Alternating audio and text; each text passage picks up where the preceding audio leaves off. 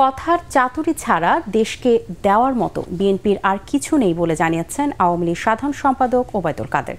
তিনি বলেন, অপরাধের সাথে জড়িত বলে বিএনপির নেতারা মানসিক ট্রমায় ভুগছে। রাজধানীতে আয়োজিত এক সংবাদ সম্মেলনে ওবায়দুল কাদের এসব কথা বলেন। বিস্তারিত জানাচ্ছেন সৈয়দ রিয়াজ।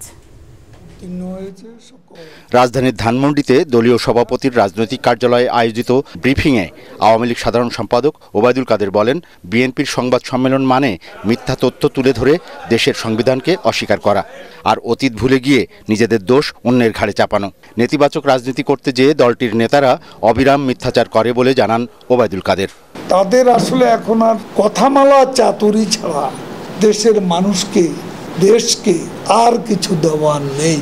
কোন অদৃশ্য শক্তি দেশ পরিচালনা করছে তা বিএনপি মহাসচিবের কাছে জানতে চান ওবায়দুল কাদের।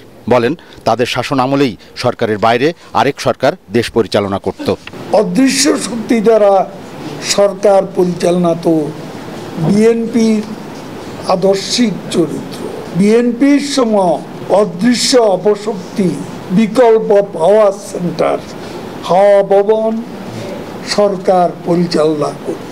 দেশের সংকট কোথায় তাও বিএনপির কাছে জানতে চান আওয়ামী লীগ সাধারণ সম্পাদক। তিনি বলেন, বিশ্বের নানা দেশে অস্থিরতার কারণে অন্যান্য দেশের মতো বাংলাদেশও আজ পরিস্থিতির শিকার।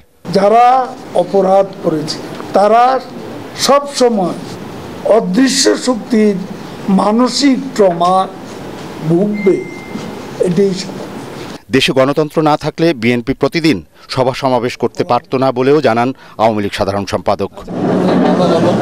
সৈয়দ রিয়াজ, এটিএন বাংলা, ঢাকা।